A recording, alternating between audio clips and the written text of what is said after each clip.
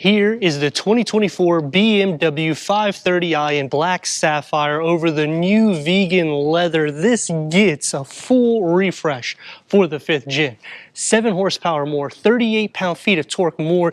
0 to 60 is now under 6 seconds. I'm Anthony from Hawkeye Rides, and over 250 pounds heavier than the prior gen with the M4 hood structure that is also implemented on the 7 Series, which makes this a compact 7 Series because it's over 3 inches longer, almost an inch longer in wheelbase, and it's also wider. LED headlights and daytime runnings that go into the reworked BMW kidney grille. It's an active grille shutter, satin aluminum that's going to surround it. The lower gets the front parking sensors with a 360-degree reverse camera, an air pocket, and a touch of the black sapphire metallic that's going to be in between the matte black. Still getting around 5 inches of clearance, slotting in just a touch less in length than the 7 Series, and housed underneath the hood, 2.0 liter BMW twin power turbo, 255 horsepower and 295 pound-feet of torque paired to an 8-speed automatic transmission, achieving 25 mpgs for the city and 37 mpgs for the highway, reaching 60 at 5.9 seconds. The xDrive sheds 0.1 seconds at a top speed at 130 miles per hour. You change the wheels like we have here. These are 20-inch wheels. You can option up to 155 miles per hour. When you're considering this weighs over 4,040 pounds, that's pretty quick. And if you option the 540i, you're getting the same engine option as the X5 and X7, which has 375 horsepower, same 0 to 60 as a Audi. It's going to be a little quicker than Mercedes. And if you go into a base E-Class, this is going to be faster.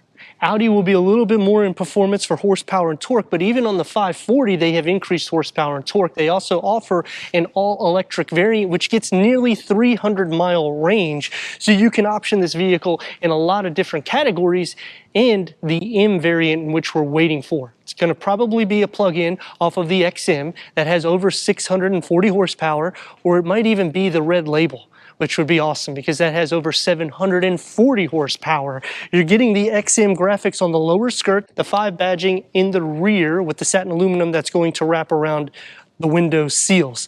Flush door panels, so it's keeping a little bit more aerodynamic. A near 50-50 weight distribution, and yes, it has a 48-volt mild hybrid technology, which helps with the auto start stop. It also helps with some of the performance for the twin scroll turbocharged. LED taillights, satin aluminum with the boomerang design, that is where the exhaust outlet should be. The 530i is going to be more of the entry level to the luxury line for the 5 Series. If you're wanting the performance, that's going to drop to 4.4 seconds. You go to the 540i. That's kind of the sweet spot. And then if you want full-on blown performance that can still fit a family, you're going to have to wait for the M that's going to come out. The kick to open or power liftgate that goes into 18.4 cubic feet of storage. It's going to be lifted up because we got a spare tire that's tucked underneath. You have a cubby here and another cubby here with bag holders that's going to be stationed in the front. Split fold the rear bench in the back. Because I'm tall, I'm going to just go inside, fold it down.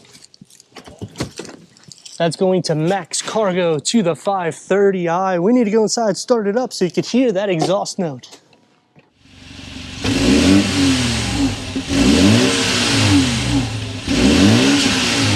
12-way power seat adjustment. This is a new vegan leather. It's heated seats with manual cushion extensions, memory for the driver.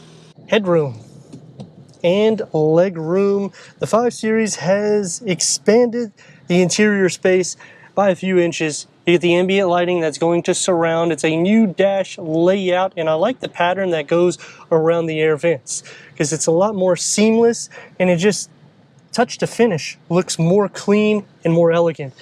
Digital to turn on and off each air vent, and you kind of know where they are because of the ambient lighting. BMW's Curve 1 panel, 2 screens, wireless Apple CarPlay, Android Auto, Sirius XM, AM, FM, streaming Bluetooth audio. This is iDrive 8.5. Put it into reverse by the rocker, and it's a 360-degree reverse camera, full trajectory for the front and the rear. Click the more. Now you have the 3D view, which you can use gesture control. You can simply touch or use the iDrive. Click back into the More. Car wash view will show trajectory in the front so you don't scratch these upgraded 20-inch wheels. And you can also clean the cameras. We're going to push it back into park. The rocker has been implemented in the 5 Series, gloss black elements, and I like the lighting that's inside for the iDrive. And the key fob for the new 530. Wireless charging pad, 2 USB ports, soft to touch where it needs to be, and it opens up into a smaller storage pocket, but you get a 12 volts. The steering wheel is out of the iX. It is a multi-function setup. Adaptive cruise control, lane keep assist, the paddle shifts, and the gauge cluster can go through an array of information for the driver. The center will change out all the different content, including navigation. You can option AR, which will show the camera for the front, and you can do the layout change as well, which will make it a little bit more sporty or a little bit more understated. And the heads-up display can also be reconfigured with different looks. The dashboard and the door panel configured together well. It's going to be soft to touch where it needs to be. Storage pocket with a beverage holder carved out, and a moonroof with an auto-dimming rear view mirror. Headroom and leg room. This year, we now get the USB ports in the connector behind both of the seats. No storage, 2 more USBs, air vents, and a storage because we don't have the quad climate control. Armrests with cup holders, and the door is going to have the same segment that's found into the front with the ambient lighting and a deep and wide storage pocket. Sliding to the center, you have to pick up your legs pretty heavy because it has about a 4-inch gap. The rails are pushed up enough so you're not really sharing feet space. Butt space and shoulder space isn't too bad either because of the width of the 5 Series. And headroom is still not a problem, and I'm over 6 foot. Is the 7 horsepower more what we are looking for out of the 5 Series? Let's see.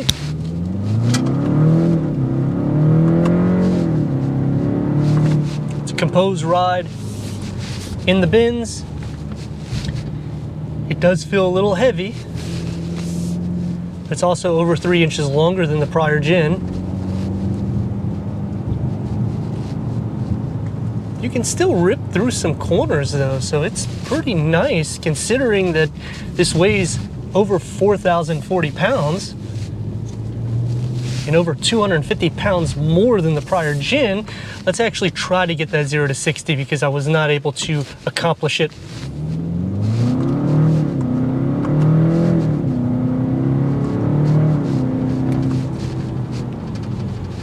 It's fast, it's refined, and comfortable. Not as long as a 7. Still athletic. Getting a little bit of tire spinach. This is to be expected. This is a 530i, so you're not going to be doing this on an everyday basis anyway. It's more of an executive blind drive. I'm just trying to show you what you can potentially do with the 5 Series. Kind of wish the exhaust would filter in, but I do feel the extra horsepower and torque helps the base trim for the 5 Series. It would be nice if the 540i was the same engine option or performance as the M340i because you're at 382 horsepower instead of 375. Same 0 to 60, but that one's gonna feel a little bit more nimble whenever you're taking some of the bins, and when you're considering the price increase, you can pretty much fully load it in M340i. So it is something to take in consideration if you're looking for that sweet spot in the 5 Series. You may want to look at the M340i as well. That's going to take me to some pros and cons. Starting off with the pros, I like that we're getting some 7 Series implemented inside. It just feels more refined and more compact, which when you're in the 7 Series and you drive it, it feels a little bit more longer. It feels a little bit more wider. Here, it actually keeps the essence of a sports luxury sedan.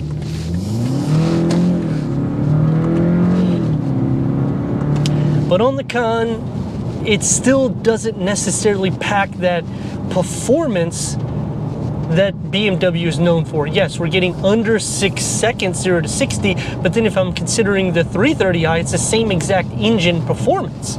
So it would be nice that when you step into the 5 Series, everything outdoes the 3 Series, because that's one of the reasons why I go to this, besides getting more interior space. Some other pros is how they cleaned up this center. Putting the rocker was a smart move on some variants. Once you start to go to M trims, they take that out and leave the gear lever, which I appreciate. Getting iDrive 8.5 is also a plus, because you don't have to worry about any of the updates. You're going to get all of them because this is the latest technology. Some cons: you're not getting soft closed doors standard. And again, I'm not trying to be picky, but when I'm at over a 70 grand price and 7,000-ish price increase going to the 540, I want something that makes it say it's $60,000+. Soft closed doors kind of implements that. And I get it, it's not a 7 Series, but in the same aspect, you want something that stands out more so than the 3 and the 4. I like that we have the hood that is derived out of the 4, because it looks very athletic. The grille looks nice. It's not too over the top, because a lot of people are still concerned about the integration of these grills because they are larger. But when you're getting into a larger vehicle, I feel it blends in a lot more so. Once you go into the 4 and the 3, color really makes it pop a little bit less, so it doesn't look like it has buck teeth. As for comparable rivals, Audi is going to have more horsepower and torque. Mercedes is basically the same exact numbers, but this is going to be a little bit quicker than most of the rivals. And when you go up to the 540, this outperforms pretty much everybody. But then, like I said, you could look at an M340i and you're getting the same 0 to 60, except it's going to be closer to that 50-50 weight distribution. So if you're looking to have some more funds on the weekend, taking it on, you know, some roads that have a lot of bends or cornering, I would suggest that, because this is going to feel a little bit more boaty, and that's derived to the air suspension, which makes it a lot more smooth and composed of a drive. The seat cushion to the vehicle is a lot better here than the 3 Series. It's also a lot more wide, and it's not that long of a vehicle to get in and out of lanes, even though it has increased in length.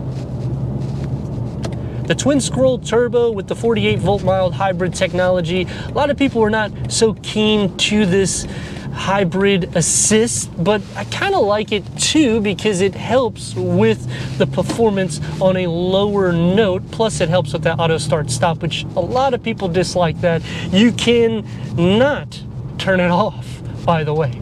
It's going to be engaged. The steering is also light. The windscreen is a lot more sporty in this than the prior gen. I like that it sits back a bit. You sit up a little bit higher than the 4th gen. It's a little bit more soundproof. And the exhaust that filters in is through the Iconic sound. So whenever you're hearing it, you could turn that on or off to make it a little bit louder or less. Turn radius is going to be about 2 lanes. There we go.